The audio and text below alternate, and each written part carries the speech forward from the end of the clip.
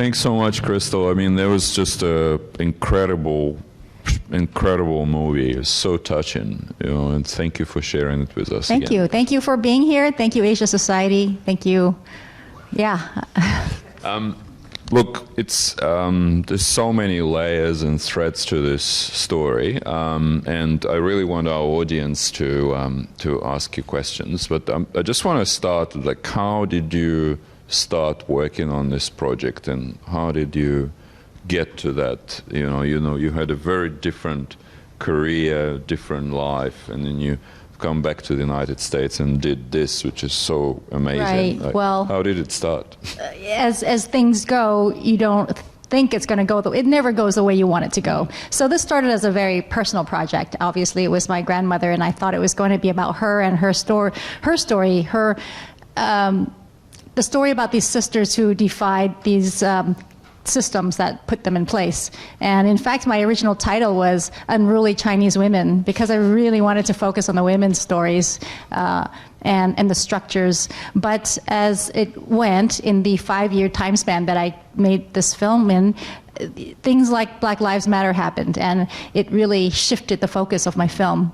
I felt like I had the responsibility to address the tensions. And then not long after that was the Atlanta massacre, right? And so I was grappling with both the tensions of the Black Lives Matter movement and the anti-Asian hate violence. So how do I make sense of that with the stories I have that have involved these two communities? And so it really spun so many different times, and it ultimately I had to kind of push back or pull back really on the women's stories. Still kept them in a little bit, but really addressed the examination of race.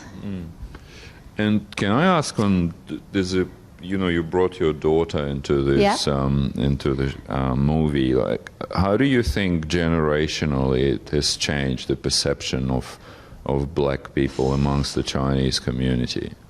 Well, that I'd like to open up to the audience for, but for myself, it's really no one answer. I don't have the right to answer that one. I think that it depends. Sometimes it's a family issue, and I do feel like, particularly in my family, it was a certain narrative was perpetuated. Right? There's a certain way we were made to feel, to stay in our kind of box and not go and venture into these areas that were supposed to be the black neighborhood because it was dangerous. These narratives were very constant, and I didn't see that as problematic until I really dug into the past and when I heard how people addressed each other's communities, then it was like, wow, why aren't we talking about this? And I know why, actually, because Chinese don't like to talk about uncomfortable things, right? We just kind of push it under the rug. So, it was a difficult subject, but we needed to tackle it because I couldn't believe how people were thinking about, these why, and we're talking about these tensions today, and this kind of speaks to that. And so we had to dig, or I had to dig. Yeah. Well, I want to open it to the audience and get your questions, and I'll come back in the end with another one. Yeah. Well, but I wanted to say, because you're from Australia, and I don't think this is really necessarily something that's just applicable to America's racial history, right? I mean, there are a lot of problems in your country too, and in Asia there are lots of things that apply to this tension. Yeah, no one yet made a documentary, at least as far as I know, about the relationship between Australian and Chinese community that was there for 2 centuries at least, and Indigenous Australians. There's a lot of touch points, a lot of tensions, a lot of conflicts, but I would love to see a documentary like this made about. And I'm sure there was some intermingling with that too. I mean, as it happens, right? Yeah, and there's also a lot of racism, and there's a lot of deeply rooted blackism, ones. And so it would be interesting to see how that compares. Of course, on a much smaller scale than here. Well, and I also think about the China-America relationship too, with a lot of Africans now in China, and there's a lot of intermixing there, and what the dynamics are and how do we compare that to here? But, is it just an American problem? Is it something that's global? This is anti-blackness as a narrative because, you look at many Asian countries, there's that colorism of, whiteness as always being the preferred, right? There's so many whitening creams in so many countries, and it's still like that now, and media still kind of reinforces that. So it makes me think about a lot of, on the global context, why we situate ourselves around whiteness as the standard for so many things. Yeah. Yeah. Well, I'll let our audience put some questions to you. Yeah, right. Good. Thank you. Well, thank you for such a wonderful film. I really enjoyed it, and it was fascinating. I'm wondering, you mentioned that it's hard to talk about these issues sometimes and get people to have these conversations.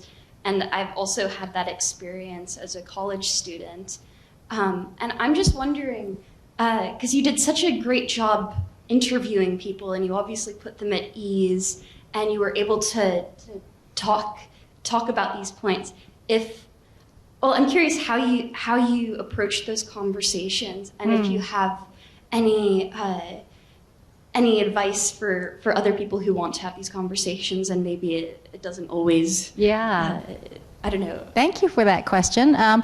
So my past, I had a talk show for many years, and so I was very comfortable asking people questions, and I'm very comfortable asking people intimate questions. And that was another point I wanted to make, is that my approach was specifically and intentionally into intimate histories. I think that intimate histories reveals a deeper history than the stuff you learn in history books, right? All the top-down approach, all the boring text, we don't learn anything from it. But like a little story, like my grandmother sneaking out in the black neighborhood with this white boy, like opened up, it just revealed so many layers, to your point, about history. So with the intimacy involved, I think it's easier to open up, because especially older women, I don't know how you feel, but well, first of all, women have historically been erased, right? In every country, almost. And so when I had the opportunity to interview my grandaunts and my grandmother, they jumped at it because nobody's ever asked them how they felt about marriage or love or desire or just their lives, their agency or lack thereof. And so it was really wonderful to see them light up and want to share. So I encourage anyone who has a chance to really take the opportunity to ask your parents or grandparents questions, because these oral histories are so precious, and then we lose it, and then we don't know what happened in the past, right? So just the intimacy of talking, engaging is just so important. So I would say just any casual opportunity it's the best. Don't do the formal stuff that people train you to do in like media school. I think, these question and answer kind of things are just so, like we play into a system that tells us how to behave. And I think we have to kind of find our own voice and do it the way you want to do it. What's comfortable for you? How do you address this topic? You don't have to play to the system. And I think that's the problem I think we're built with, right? I don't know if you agree or not, but yeah. Thank you. Anybody else? Okay, yeah. Bless you. Hi, I just have a question about, and I know that you touched on this in the film as well, but talking about colorism within Asian communities as well. I was wondering if you were able to discover anything related to, say, if you were like a darker skinned Asian, if, say, maybe you were more sectioned off in like a segregated school, or was it was it dependent on specific Asian ethnicity, or did you just find like Asians in general were more accepted in white spaces? Well, so I think that in the States, it applied to, and it's so problematic here because we talk about Asian Americans and it's like we can't really simplify it, right? Because there's a huge spectrum. And even within that, there's so much colorism within. So I screened it in Hong Kong a few months ago, and we had a deeper dialogue about the impact of colorism in Asia, because like in Hong Kong, a lot of us had domestic helpers who were oftentimes from the Philippines. And so there is this, assumption that, and we just, you start you have a negative perception, and or you're trained to not be friends with somebody because they're associated with a different class. And so it was so problematic. And so it's not really where you're from, but why is it that darker skin is something that's associated with lesser education, less opportunity, lower on the social mobility color line. It's just, and it's so global, this issue. So I'm not sure how we're going to change that, if that was a question. But I think we need to question why we do have those perceptions and where they come from. Yeah.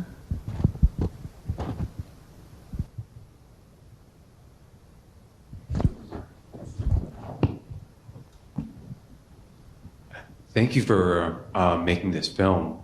Thank you. I think you mentioned that it took you 5 years to Yes. put this together. It's a wonderful piece of work.